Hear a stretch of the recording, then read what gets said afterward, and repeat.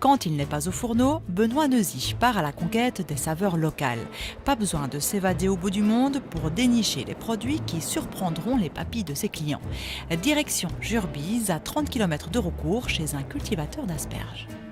Oh ben, ça fait partie intégrante de ma cuisine, d'avoir à chaque plat un légume quoi, qui vient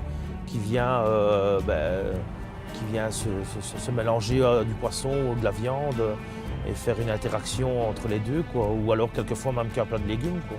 Par exemple le printemps ici, on est sur les asperges, ben, moi je me fais une joie de commencer le printemps avec les asperges, fini les légumes racines et on part sur les asperges et ainsi de suite.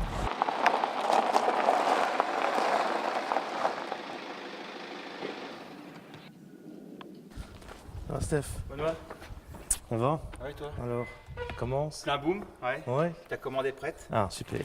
comme Alors, d'hab. Donc on va aller voir ça. on va aller voir ça. Nickel. Donc ici c'est de la très grosse que tu m'as mis. Ouais, donc c'est le calibre, mon calibre à moi en très grosse, quoi. Voilà. Donc là, tu es sur 80-90 grammes à peu près, Ouais, peut-être. Voilà. Ça, c'est... Ouais, j'espère. Oui. Oui, normalement, oui. Bon, la verte, il faut garder la fraîcheur. C'est pas la même chose qu'une blanche. Hein. Ouais. C'est enfin, ça, je ne savais pas, mais Stéphane m'avait dit que c'est la même variété, sauf qu'il y en a une. C'est ça, hein. Asperge. Voilà, ouais. Une blanche, c'est jamais qu'une asperge qui a été forcée. Hein. C'est pas naturel de faire de l'asperge blanche. Hein. C'est Louis XIV qui a voulu de l'asperge au mois de décembre. Donc son cuistot est allé, son potager est allé. Et il a mis des buttes de terre. Des buttes de terre dans sa cave, dans le château, là. Mais voilà, donc c'est né comme ça. Mais à la base, l'asperge, elle est verte. Ouais. Et gustativement, une asperge verte, pour moi, c'est vraiment, on a vraiment toute la qualité gustative du produit, on l'a dans la verte beaucoup plus que dans une blanche. Ouais, on a la fraîcheur, on a que dans la blanche, on a ce côté un peu sulfureux, ce côté terreux. Et les préparations sont complètement différentes avec une blanche qu'avec une verte. Ouais. Quand tu dis très grosse, tout ça, t'attends quoi avant qu'elle soit grosse? Ah ben non, elle sort grosse ou elle sort petite. Hein. J'avais envoyé un mail le groupe des restaurants Mons 2015 à l'époque, mais il y a 10 ans, hein, presque 10 ans. 8 ans, 9 ans. 9 ans, ouais. Et j'avais envoyé un mail, je crois que 2 heures après, Benoît me téléphonait. Et je crois qu'une heure après, il était dans le champ. Et je suis retourné le voir, parce qu'elles n'étaient pas prêtes, je suis retourné le voir 2 jours après, avec des vertes. Ah ouais. Et je me rappelle, tu l'as goûté dans la cuisine, et quand j'ai vu ta tête, je me suis dit, bon, je pense que ça va aller. Pour moi, c'était une aubaine d'avoir, à ce moment-là, j'étais à Mézières, d'avoir même pas 3 km de chez moi un producteur d'asperges. Maintenant, je ne savais pas ce qu'il allait faire comme qualité à ce moment-là. On a ici travaillé en circuit court, locavore, avec des gens qui font du bon et du bio. Maintenant, le bio, voilà, on sait comment le gars travaille et c'est lui qui détermine un petit peu le mode de travail. Maintenant, moi, j'étais pas comme ça focalisé sur le bio. À côté de ça, maintenant, je sais que lui travaille en bio et c'est un gage de qualité, quoi. Voilà. Merci Stéphane. Ouais, Benoît. Plus. Salut. Semaine prochaine. À la semaine prochaine. Ouais.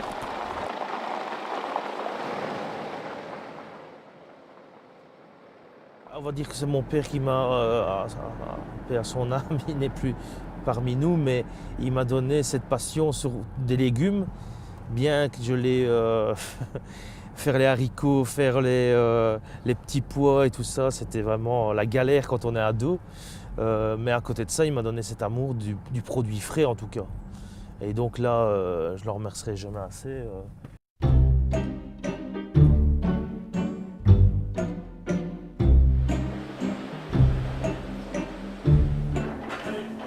Ça va bien, et toi? Voilà, super. Salut.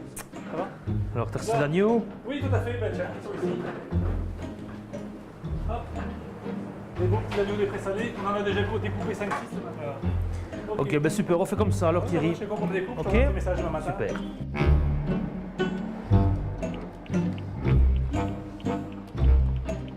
Salut Eric. Comment tu vas?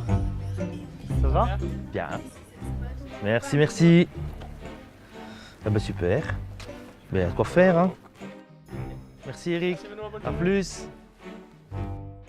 Quand je suis arrivé dans ce village, je me suis dit waouh, il a quand même un panel d'artisans. Il y a Jacques Icange qui fait pas très loin d'ici des fromages affinés, Thierry de Peut qui fait de la viande maturée et des produits d'exception. Pour un chef comme moi, travailler avec un artisan comme ça, c'est une aubaine, quoi. Les commandes clôturées, il est temps de rentrer au domaine d'Arondeau. Après 11 années d'activité à Mézières, près de Mons, le chef étoilé a décidé de changer de cadre. Il y a 2 ans, il a le coup de foudre pour cette magnifique propriété du 19e siècle. Il en devient le locataire. L'endroit idéal pour allier plaisir de la bouche et délices des yeux. J'étais de la région de Mons, je ne connaissais pas du tout l'endroit et c'est une proposition qu'on m'a faite. J'y croyais pas au début, je me suis dit non, je vais pas quitter mon fief. Et quand je suis arrivé ici, dans le domaine, je suis vraiment tombé sous le charme et je me suis dit waouh, il y a vraiment un truc à faire et si c'est pas moi qui le fais, il y a un autre qui va me choper la place et c'est pour ça que j'ai dit oui tout de suite et on est parti à l'aventure avec les propriétaires du château. Ça, c'est pour le côté jardin. Côté cuisine, l'alliance terre-mer fait la réputation du chef et lui a valu une étoile au guide Michelin en 2013. Benoît Neuzy a sorti sa carte printanière où l'on retrouve par exemple une raie pochetot, du pigeonneau à la senteur de la médina ou encore de la sèche façon carbonara et bien sûr l'asperge.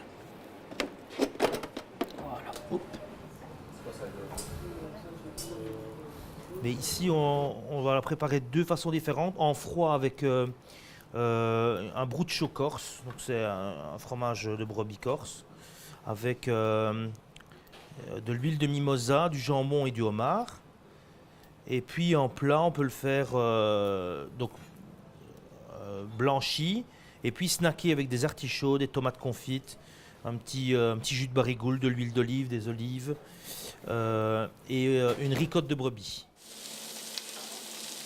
J'aime beaucoup la cuisine japonaise et tout aussi bien la cuisine espagnole, italienne. Je ne suis pas fermé à découvrir des produits, en tout cas, de quels qu'ils soient, du moment qu'ils soient bons, quoi. C'est table 21 et table 4. Ma cuisine est basée sur les mélanges terre et mer depuis pas mal d'années, donc j'essaye d'avoir une carte quand même assez hétéroclite qui est basée sur le poisson. Parce que j'ai commencé ma carrière dans un service traiteur avec une poissonnerie. Et donc je me suis dit, pourquoi pas miser il y a une 30aine d'années sur un restaurant poisson, mais en plein borinage, quoi. Et le pari a fonctionné. Maintenant, faire un restaurant que poisson quand on n'est pas à la mer, il faut y apporter des petites touches de viande, quoi. Donc c'est pour ça que c'est mélange un peu terre et mer, quoi. La cuisine, Benoît Neuzy l'a dans les gènes. Après l'école hôtelière de Saint-Quilin à 21 ans, il s'installe à son propre compte, d'abord comme traiteur, puis comme restaurateur. Il a toujours été son propre chef. Donc mon parcours était quand même assez long, quoi. Je n'ai pas été le chef d'un grand chef, j'ai fait quelques grosses maisons, après c'était fini et je me suis installé très vite. Donc ce que je fais aujourd'hui, je ne le faisais pas il y a 30 ans, quoi. J'ai vraiment évolué de moi-même. Et cette cuisine un peu contemporaine et un peu qui vient un peu de tout azimut, c'est vraiment une cuisine personnelle, quoi. Si personnel qu'il adapte son menu à l'humeur des clients. D'ailleurs, pour le chef, le métier de cuisinier, cela se passe en cuisine, mais aussi en salle. Qu'est-ce que vous avez envie de manger, messieurs? Ritvo, it's a combination and the lobster. It's very, very good. Je suis jamais satisfait de moi et c'est les gens qui m'apportent cette satisfaction. Donc, une fois de plus, je comprends pas les chefs qui ne sortent pas de leur cuisine pour avoir le return des gens et avoir le ressenti des gens. Et d'ailleurs, maintenant, les habitués, le chef n'est pas encore passé. Donc, quelquefois, en début de service, j'ai pas le temps. Ça tombe, ils arrivent à 8h30 ou 9h, on est en plein coup de feu. Donc, je passe en coup de vent après le service. Mais en tout cas, voilà, c'est le ressenti. Ils veulent voir le chef. La carte de proximité, c'est ce qui guide tous les jours Benoît Neuzy et son équipe en faisant briller les produits artisanaux et locaux. Et même si la vie de château fait désormais partie du quotidien du chef de l'Impératif. Défendre les producteurs régionaux, c'est un devoir, mais avant tout, un pur plaisir. Bien accroché à son étoile, l'autodidacte rêve d'en décrocher une deuxième, comme tous ceux et celles en quête de perfection.